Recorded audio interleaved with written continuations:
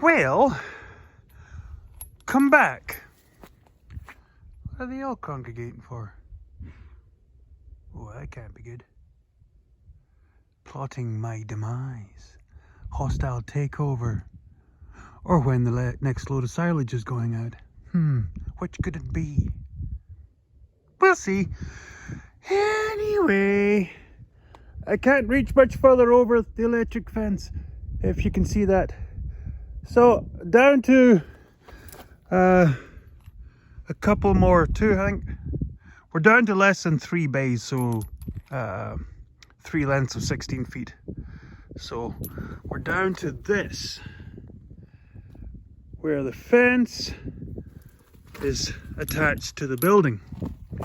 So to finish off the tinning, I need to get the fence out of the way. So, Piper Doug, what's the plan?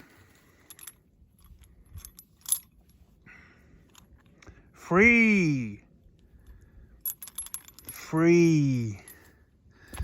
So I've had these lag bolts. I think I took them out of an old building or something we were taking apart. As you can see, they've been used. And as you can see by the size of my hand, they're rather large. So there's not a whole heck of a lot you can use them for. Because they're kind of oversized for screwing the treated 2x6s to the posts for the corral walls. Because let's face it, that's excessive. That's what she's... Stop it. Anyway. So, I need something that reaches through the tin to the 6x6 post. That guy. And then I can then strain the wire to. Now, yeah, it's got a power wire, so pretty well I'll just bring the, as you can see, I hope I'm pointing in the right direction, that white dude, that guy, I'll just wire it onto one of these. So one of these is, I always keep old bits of chain, whether it's drive chain or just chain. And this is a pretty, as you can tell, it's pretty rusty and gnarly chain. We have a whole bunch, like dozens and dozens of these chains, like a couple of feet long.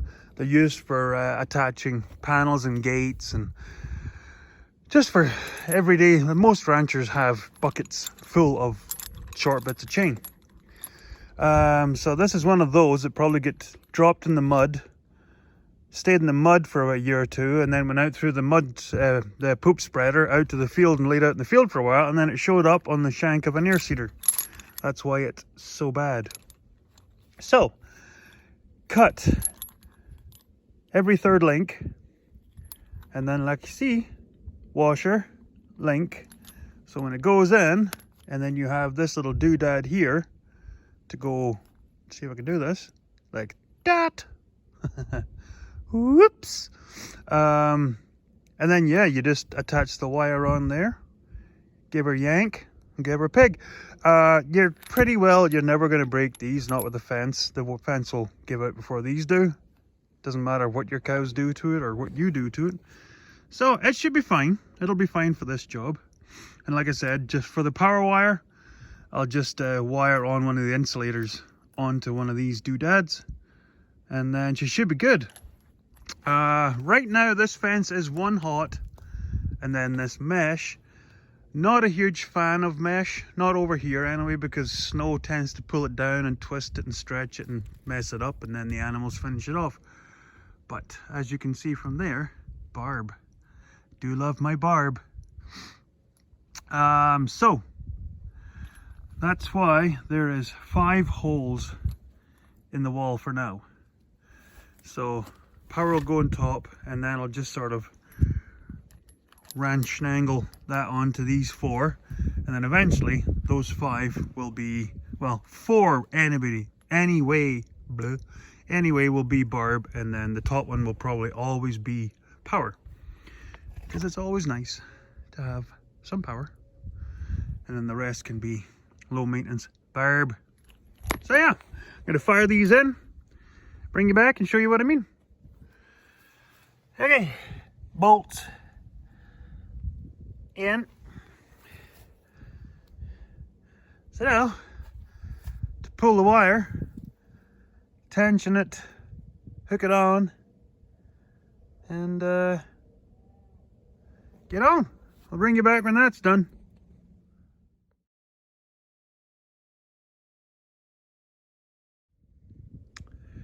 Well, it's not pretty, but it's going to work for now. I don't know whether I'll end up just making up like a piece of 1-inch square tubing, like probably about 4 foot long, and then attach it to these loops, and then that'll give me more anchor points for the mesh, make it a little bit more tidy, but it'll work. So disconnected, so I'll get four or five more sheets to go, and then that'll be the walls done. Then it's roof time.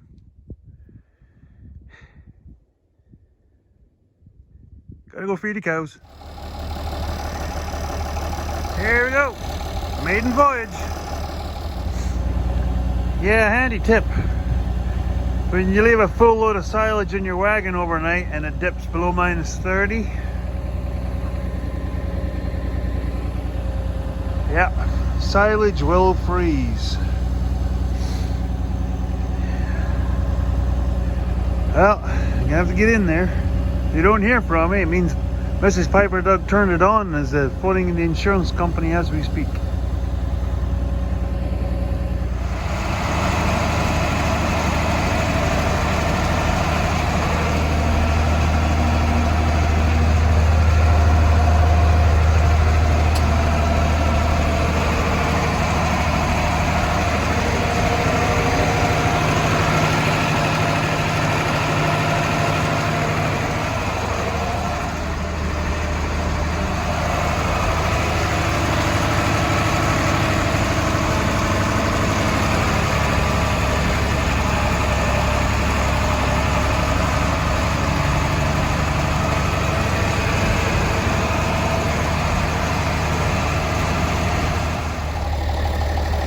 So yeah, sadly,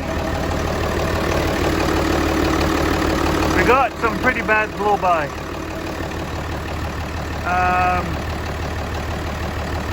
I did notice when I had the head off that there was some damage to the rear 2 cylinders from the antifreeze that had got by. The rear cylinder predominantly was the worst. There was some rust pitting on the cylinder, so maybe someday, if I feel inclined, it's going to need a sleeve job. Pistons are actually okay. Pistons and seems like all the bearings are good. It needs sleeve, because the sleeves are pretty bad. But who knows? We'll see. We'll see if I want to get that far into, because this tractor ain't pretty. Front casting's broken completely. It's missing a whole bunch of parts. Like it was old when we got it. It had gone through 2 other owners in the time since we moved here before we got it, so it might end up just being the fugly tractor. Hey, still running, and it runs that mixer wagon, so that's all I care about. We'll keep you around, old girl. Even gave me some new bolts. Woo-hoo! Giggity. And how does Piper Doug, now that he has 2 tractors for mixing silage, get back and forward to the yard to the silage pit? My bicycle. Yeah, gotta do it in style. Needs a little bit extra tire for hauling my big butt around. But yeah. Okay, let's get on. If only there was smell-o-vision. But yeah, as you can see, there is the kochia. There's the corn. So yeah, ended up being really a bit of a failure of a crop. These animals, they love them. Yep, cut, sat for a day, baled and wrapped the next day. Smells lovely. If only there was smell-o-vision. Yummy! And there you have it. 132 feet of tin. Yeah, you might notice the bottom. It's not exactly uniform. Yeah, the ground it wasn't actually uniform, and I remember I put the boards on last winter. If you go back in the videos, I was putting the boards on in the winter, the ground was frozen. I was supposed to come back and level them all up when it was warm. Got kind of busy when it was warm. So I don't think anybody's going to condemn the building just for that, I hope. We'll just concentrate up here. So yeah, 132 feet of tin. So the reason it looks kind of tatty is these have been laying out here for around about 7 years now. So yeah, between snow and dust and dirt and crud and poop from calves stepping over it, because we have the odd calves that like to break out. So yeah, that's why it kind of looks all grimy and grungy.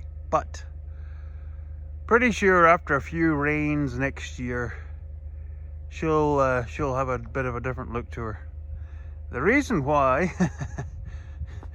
the reason why you can see two different colors of screws and none of them match a tin is because, yeah, I bought the tin because it was extras from the auction, like I said in the previous video. These white screws were left over from that job. I went around, picked them all up from the ground and any of the bags that were still left laying. So I went and picked them all up. These black screws are actually for the roof, but I couldn't get any other screws when I was doing this, because the hardware store, our local hardware store, isn't open on a Saturday. And so I just kind of get going on it. I knew I was going to have to go and buy more screws to replace the ones for the roof. So I figured I might as well just keep using them, and then I'll figure out what I need for the roof after this, because I do still have a couple of big bags of the black stuff left over. But it's going to take a lot to do the roof. So yeah, that's her. Any of the locals around here that actually watch these videos, which I'm thinking are a few, very few. So yeah, you'll be able to look here and see the big red wall. So yeah, I got to strap the roof, trim the tin, because that's actually you can see the screws there. I can't zoom in. You can see the angle of the screws. That kind of follows where the tin's gonna go. So yeah, get the strapping on, trim the tin, get the roof on, and then these girls will be the jealous and the envy of the all the other cows, the big herd that's out in the field there. But the heifers, don't mind them having a little bit more protection, because in their cabin they haven't a clue what's going on. So that's her. Teddy bye.